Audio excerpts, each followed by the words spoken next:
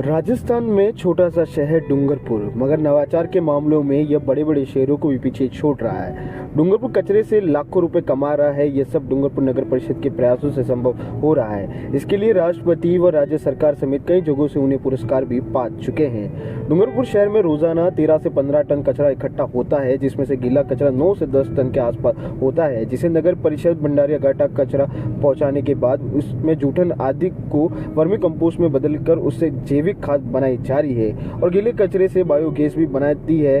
हर माह कचरे से 2 से 3 टन जैविक खाद तैयार हो रहा है। भंडारे में तैयार हो रहे जैविक खाद को आमजन घर के बाग बगीचे और किसान खेतों के लिए खरीद रहे हैं। इस जैविक खाद की डिमांड लगातार बढ़ती जा रही है।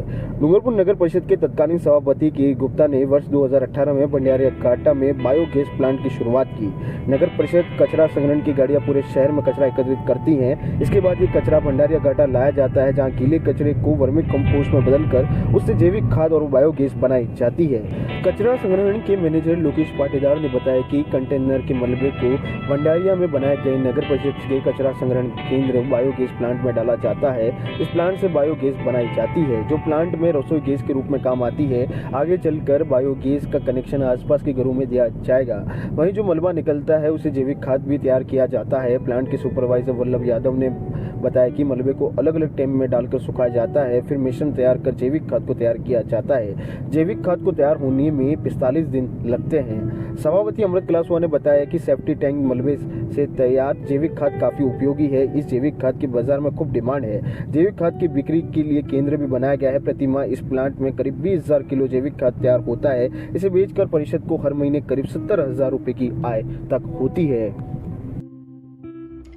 हमारे शहर में टोटल 16 टन कचरा निकलता है, जिसमें 7 टन तो सूखा होता है और 9 टन करीब गीला कचरा होता है। उसको हम बायोगैस प्लांट के अंदर डाल देते हैं और 45 दिन तक उसमें रहने के बाद में एक स्लेरी के रूप में आ जाता है। उस स्लेरी को हम निकाल करके ड्राई करते हैं और बैग्स में पैक करके उसको खाद के रूप में काम में लेते हैं। इसके अलावा अगर कुछ रह जाते हैं तो पिट्स कंपोस्ट के रूप में हम एक खड्डों में रख देते हैं। वो भी 45 दिनों में उथल पुथल करके वो ड्राई हो जाने के बाद खाद के रूप में उसका उपयोग करते हैं। इससे नगर परिषद की आय भी होती है और कचरे का सही निस्तारण हो जाता है।